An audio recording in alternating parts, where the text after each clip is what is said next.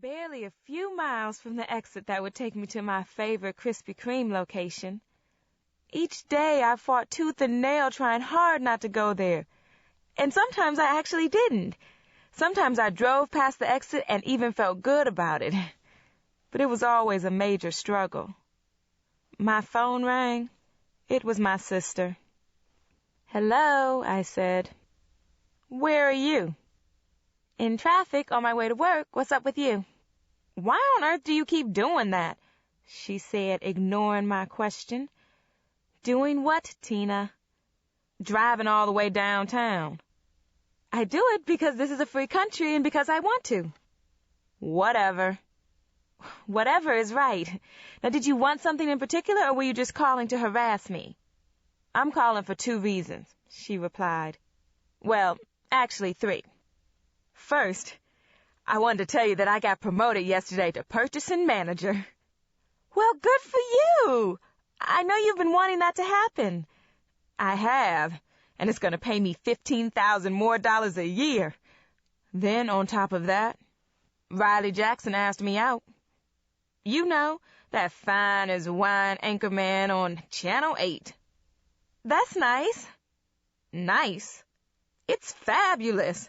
He's a huge local celebrity, and that means I'll be going to the best parties that Chicago has to offer." I couldn't believe how shallow Tina was. She was so my mother, and every bit as appalling. "Tina, what's the 3rd thing you wanted to tell me?" "That I'm planning a surprise birthday party for Mother." "Oh, really? When?" "Duh, on her birthday." "I know, Tina, but on her birthday, near her birthday, when?" "Her birthday falls on a Saturday this year, so that's when I'd like to do it." "Actually, my 20-year high school reunion is in November, but I didn't pay much attention to the date. I'll have to make sure it's not the same day." "Well, it's not like some reunion is more important than Mother's birthday, now is it?" "And it's not like we can't have Mother's party on a different date, now couldn't we?" "You are so selfish," she said. "No, I'm not. I've never been selfish when it comes to you and Mother. I've always gone along with the program and made my own life secondary. And anyway, the reunion date is already set, and it's not like I can make the committee change it." "Well, maybe it's not on Mother's birthday after all." "But if it is, we need to have Mother's party that Friday or Sunday." "I don't think so." "Then I won't be there." "What?" "You heard me." "You are so pathetic, Whitney. And it's not like you should really want to go to some class reunion anyhow. Not unless you're planning to lose some of that weight you're walking around with." I didn't know whether to cry or curse Tina out. "Tina, you know what? Go straight to hell." I pressed the off button and tossed my phone on the seat. I was as angry as ever.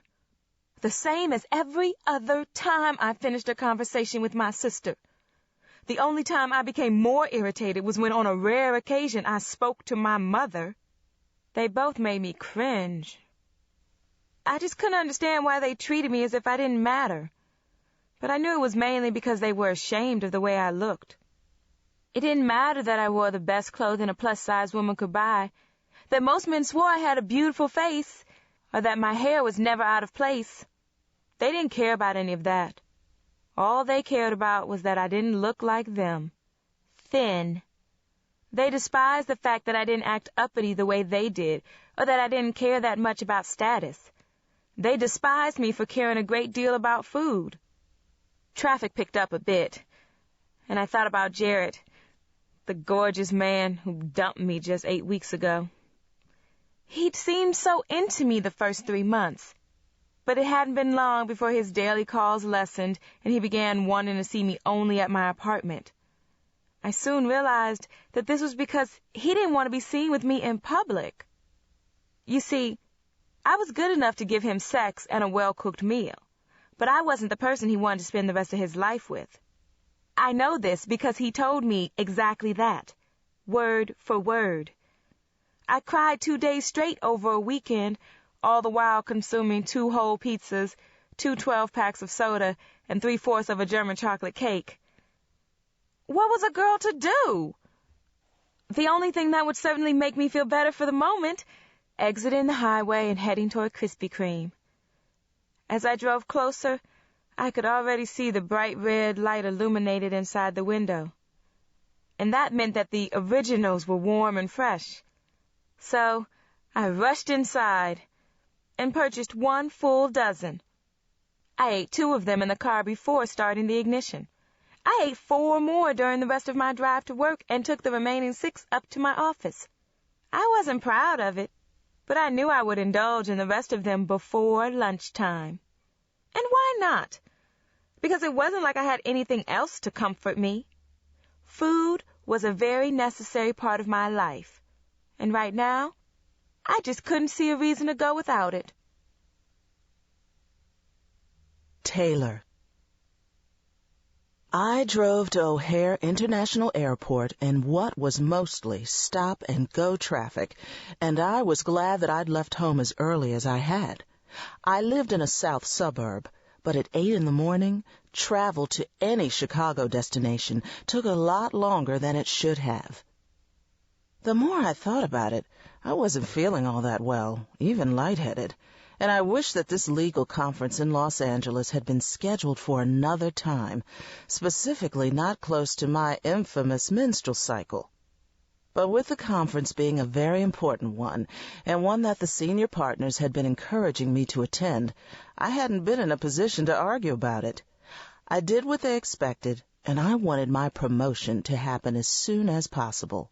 The thing was, I was already 38, and I just couldn't see waiting until I was 40 before I saw more career advancement.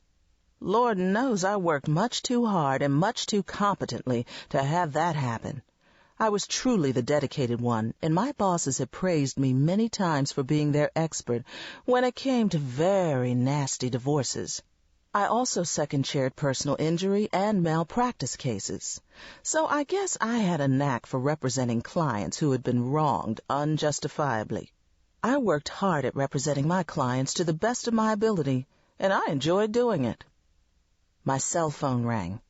It was Cameron, the man I was deeply in love with, the man I'd been dating for almost 2 years. He was also the man who was taking much too long to ask me to marry him, the man I was starting to become impatient with. "Hey, sweetie," I said. "Hi, baby, how are you?" "Just trying to make it through traffic." "I can only imagine. I apologize again for not being able to take you to the airport." "Don't worry about it. Work comes first, and you know I understand. But I'll definitely go pick up your car this evening when I get out of here." "I keep telling you, you don't have to do that." "I know, but I never leave mine there either, because I'm always worried that it'll be vandalized." "Cameron," I sang, smiling, "thousands of people leave their cars at O'Hare every single week, and nothing ever happens to them." "Maybe, but I'd rather be on the safe side, Taylor. You know that." "Whatever you want to do is fine with me." "So what time are you arriving at LAX?" "Around 1 Pacific time." "Do you have any events today?" "Just early registration. The sessions don't actually begin until tomorrow." "But you're flying out as soon as they're over on Friday, right?" "Yeah, I'll be back around 11. "Man, I'm missing you already. You know that." "I miss you too," I said, and wanted to ask him why we were still doing this dating thing and didn't seem to be moving toward a more permanent commitment. I wanted to know why he was satisfied with the existing conditions and why he didn't seem to mind this idea of living in separate households, even though we were clearly in an exclusive relationship. He claimed he loved me, and I certainly loved him, so I just didn't see what the problem was when it came to getting married. The bottom line, I was ready to settle down and start a family because my biological clock was ticking pretty loudly. It was time Cameron proposed or else, and I would tell him so when the time was right. "Well, hey, I better get going," he said. "We're meeting with some city officials today about this multi-million-dollar housing development they're wanting to build, and we'll be presenting them with a proposal in a couple of weeks. This sounds like a big one." "It is.